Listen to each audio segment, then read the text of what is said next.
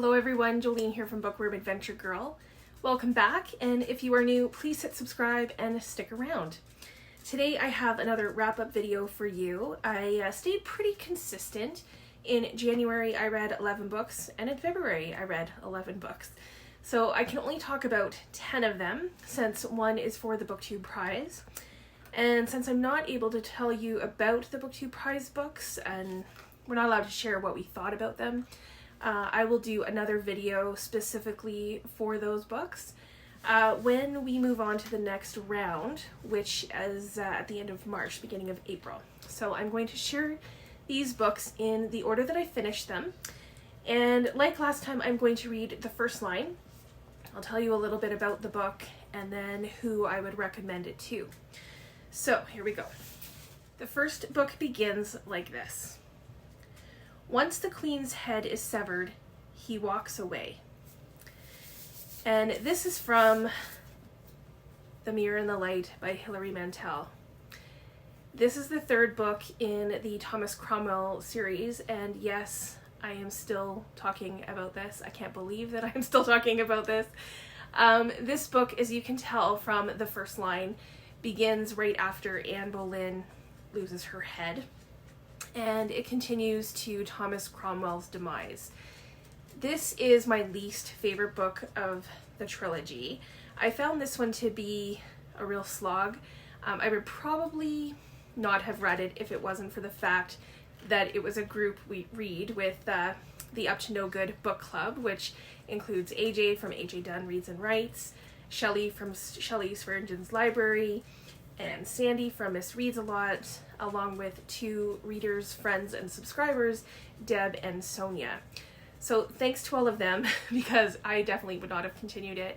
And I will leave their links to their channels so that you can check out their reviews, because we all, some of us liked it more than others. And AJ has done vlogs for the entire trilogy, which are cool, and Shelley just talked about this in her wrap-up. So I ended up having to read the book ahead of everyone and ahead of the schedule just to get it done. What I did like about it, basically two things. I absolutely love Hilary Mantel's writing, and I will definitely be picking up some more of her other novels. I also really liked the way she wrote Thomas Cromwell. I liked him as a character, and that was true for the whole trilogy.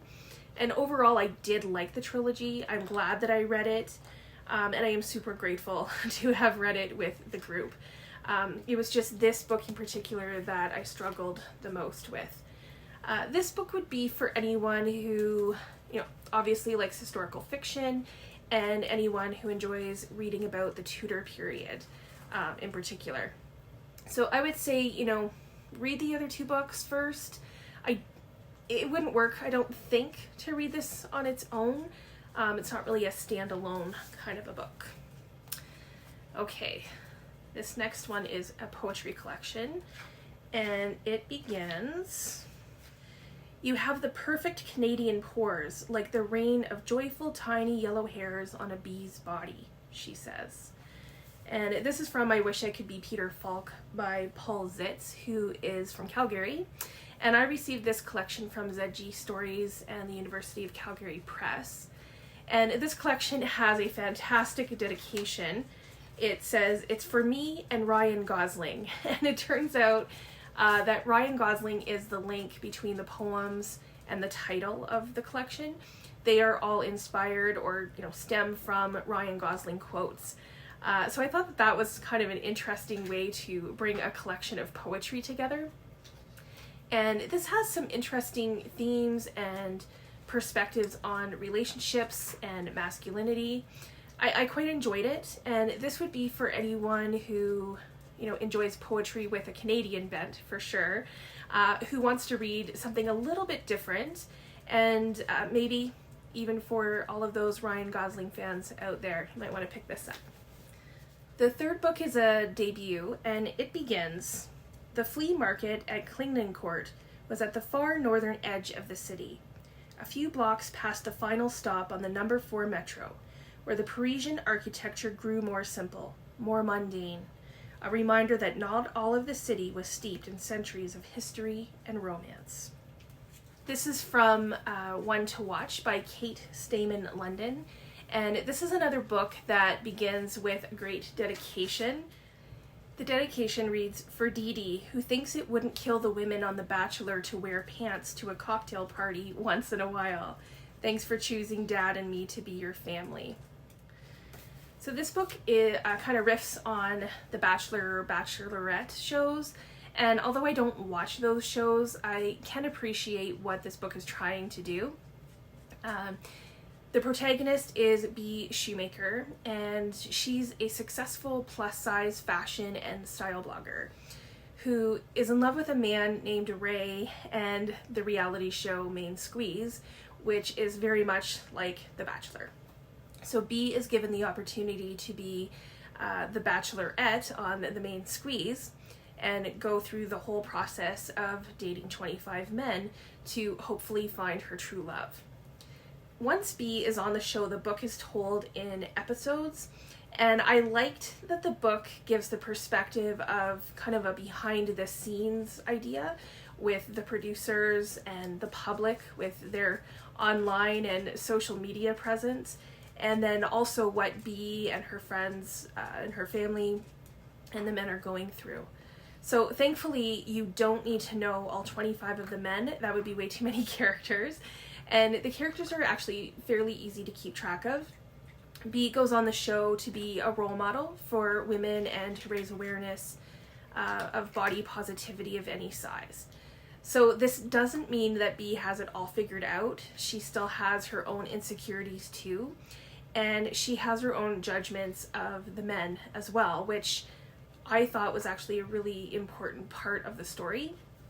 So this was just a fun book, you know, with an interesting take on the Bachelor or Bachelorette phenomenon. This book is perfect for anyone who is a Bachelor or Bachelorette fan, anyone who wants to read about a strong female character, about body positivity, and it's a romance too, if you like that. The next book is also a debut, and I lent it to someone, so I won't be able to read you the first line. But I read We Two Alone by Jack Wang, and this is a short story collection that was longlisted for Canada Reads. I had high hopes for it, and it turned out to be okay, but it didn't live up to my expectations. There are 7 short stories, and I enjoyed the first one, which was called The Valkyries. That one was the best for me. It takes place in Vancouver in the 1920s. Nelson is a young Chinese man who loves hockey and really wants to become a hockey player, but he's not allowed to play because of his race. So he dresses as a woman, wears some makeup, and he joins the women's team. And I also liked the second story. It's called The Nature of Things, and it's about a couple who attempt to maintain a long-distance relationship amidst war and in 2 different countries. So that one was good as well.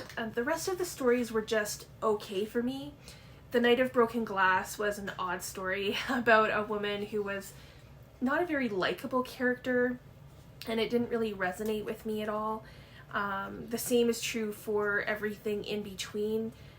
In this story, a Chinese woman is reflecting back on her childhood, growing up.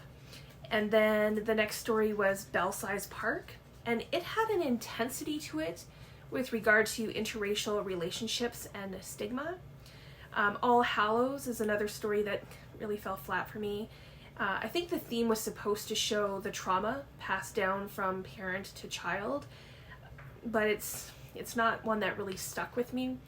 And then the last story is the title story, We Two Alone. And this is a story about a couple who are trying to survive life, and Leonard is an actor and very determined to succeed against, you know, all of the barriers that are put up for him and how that affects his relationship with his wife. The stories together are insightful with regard to like racism and hatred and the various experiences of Chinese people throughout history. But it was just lacking for me in character and story development, and I wanted to care about the characters more. So this book would be for anyone who, you know, wants to learn or read more about Chinese diaspora.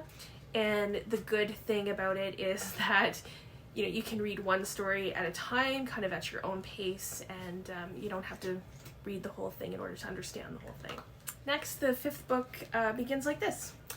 I wore a black suit and a white shirt, a black tie and black shoes, all polished and shiny. Clothes that normally would make me feel uncomfortable, as if I were in a stolen uniform or pretending to be an adult. And this is from The Ocean at the End of the Lane by Neil Gaiman. And I read this as a buddy read with Becky from Teacup the Storyteller and V from the Sassy Library Fox. So thanks to both of them for reading this with me. This is the first book that I read from Neil Gaiman on his own, since I have read Good Omens as well, which he wrote with Terry Pratchett. And this is a very different kind of read for me. The main character is a young boy who is never named in the story, and it begins with him as an adult going to visit a childhood friend's house, and it's him remembering a time in his life when his friend Letty helped him kind of fight the power struggle between like children and adults, or good and evil, I guess it could also be. And there's a lot about this that I really liked. I liked how memory was used. The themes were interesting. It's a story about how our childhood shapes us. But I also found it a sad and kind of tough read because the evil that the young boy is dealing with is really harsh. It's probably a sign of good writing in the way that I felt how overwhelmed this boy would have been, and how in some ways he would have been alone. And I was grateful for his friendship with Letty and her family and how they help him. And I did like how the book ended. It brings the story full circle. So this is a book for anyone who likes a fantasy story about childhood, who likes books that are told in a more abstract way, and who enjoy stories of, you know, children who overcome evil. The next book I read was Magma by Thóra Hjörleifsdóttir. This is translated from the Icelandic by Meg Matich, and this is one of the BookTube prize books, so I'm not going to talk about it now, but in April, once we move on to the next round of the BookTube prize, I will talk about the books that did not move forward, so into the next round, so we'll see how that goes. This next book is another debut novel, and it is fantastic, and it begins, I Am Your Maid. And this is from The Maid by Canadian writer Nita Prose. And this was probably my favorite read of the month. The reader follows a week in the life of the protagonist, Molly, whose character is so well developed. Early on, we know that Molly had been close with her grandmother, who has recently passed away. And we also know that Molly is not great at social situations, and she knows this, and that she relied on her grandmother a lot to help her kind of navigate life. And Molly is a maid in a hotel, and she is exceptionally good at her job because she likes things to be clean, and she is good at following rules. So her coworkers think she is odd, and they make fun of her, and sometimes they use her.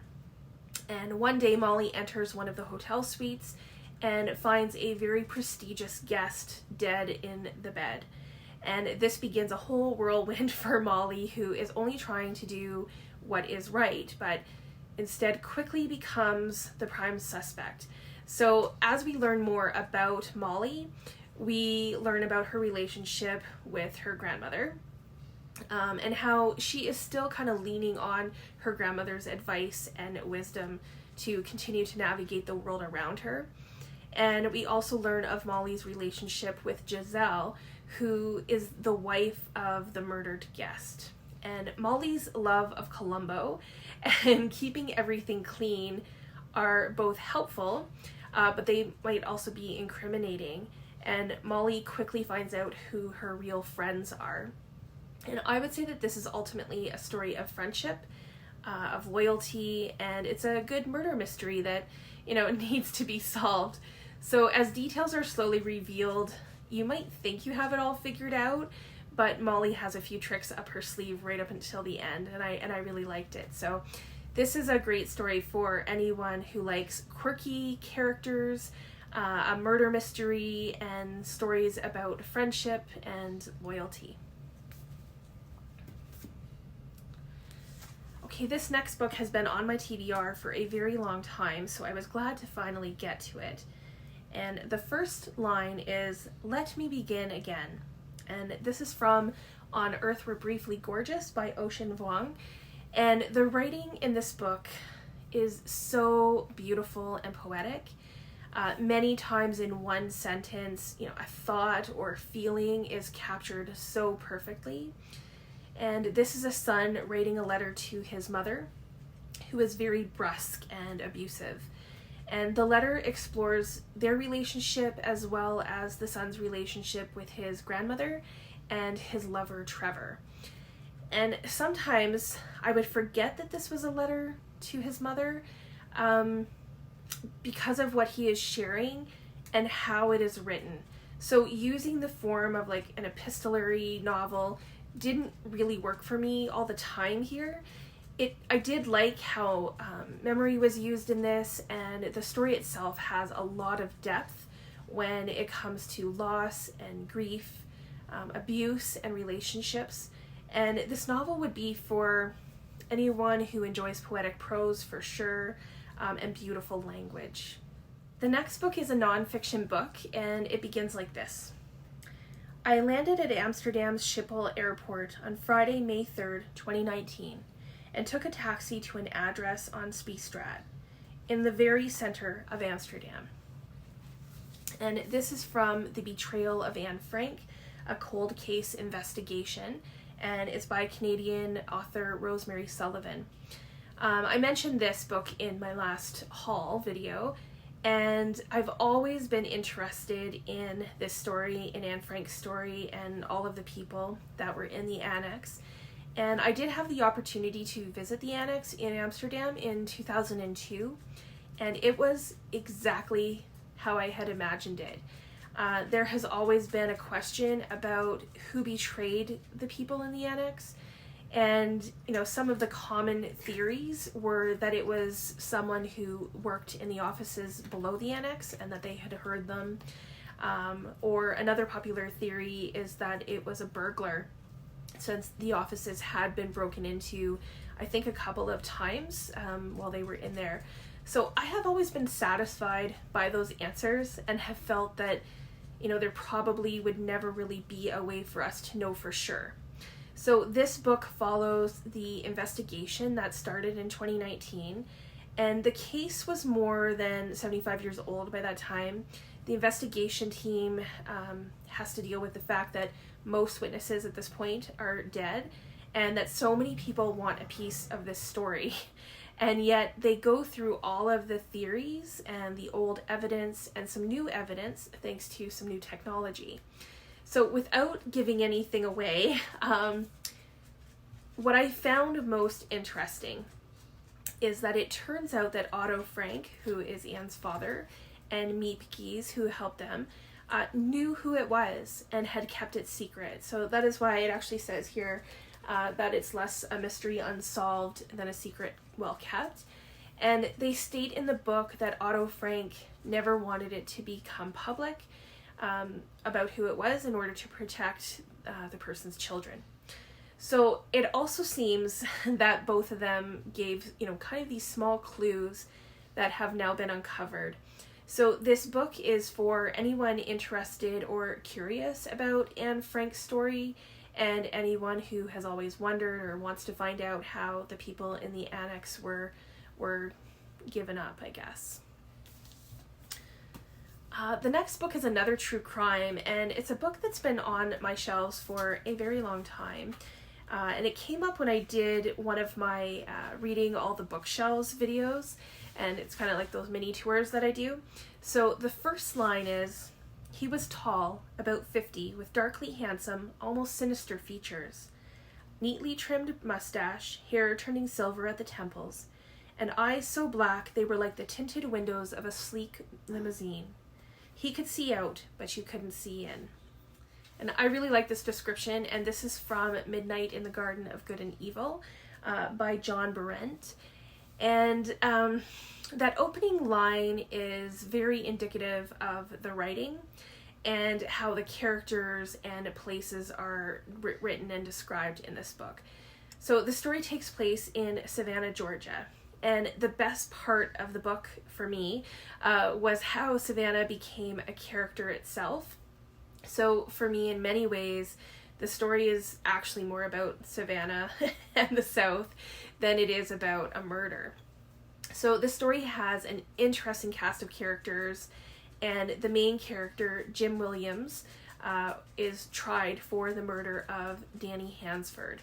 But that storyline, it seems almost secondary to me, and the book doesn't really read like a non-fiction at all. There is a movie out that I saw. This was several years ago, and I remember thinking that it was really strange, really weird. And I think that about the book as well. There's something strange about it. The book, captures the South and the unspoken rules of the South, what is accepted or discreetly not talked about. And this would just be, I think, a good book for anyone interested in books set in the South. Not so much for people looking for, a good true crime story, unless this particular crime appeals to you. The final book that I read in February was for the 1001 Book Club, which is hosted by Sandy from Miss Reads a Lot. And the opening line is, "The sea, which lies before me as I write, glows rather than sparkles in the bland May sunshine." And this is from The Sea by Iris Murdoch. I had been wanting to read Iris Murdoch for quite some time, so I was very glad to have read this book with the group. I didn't participate a whole lot in the discussion because I was a bit behind with everyone and I didn't want to read spoilers. But this is the story of Charles Arrowby, who leaves his life in the theater to find solitude in a house by the sea. And this is another story where the place becomes a character. So the house itself and definitely the sea, it's called the sea, become prominent characters. And when Charles first arrives at this house, he talks about how, he wants to be alone, but then he also laments the fact that, people aren't writing to him, there's no letters, and eventually he does receive a number of visitors. And the book is told as though Charles is writing a diary or an autobiography. And he's not really a likable character. He's very full of himself, and we quickly realize that his views on his relationships are very warped. And this is especially true in his relationship with Hartley, who is someone that he has known since they were kids. And he's very obsessive and possessive of her. The book didn't get interesting to me until History 5. It was quite a ways in. Up until then, it was a real slog for me. That being said, I'm glad that I read it, and I will definitely read more of Iris Murdoch's works. This book is for anyone who likes character-driven books and an unreliable narrator. I am looking forward to reading the March book in the 1001 Book Club, and that is War and Peace. So that will be one of my mammoths for this month that I am hopefully starting. So those are all of the books that I read in February. Please let me know if you have read any of these or if you are interested in any of these. I'd love to hear your thoughts, or let me know what you read in February. What were your favorite reads of the month? I look forward to chatting with you in the comments. Thanks again for watching. I hope you enjoy the rest of your day, and don't forget to make every day an adventure.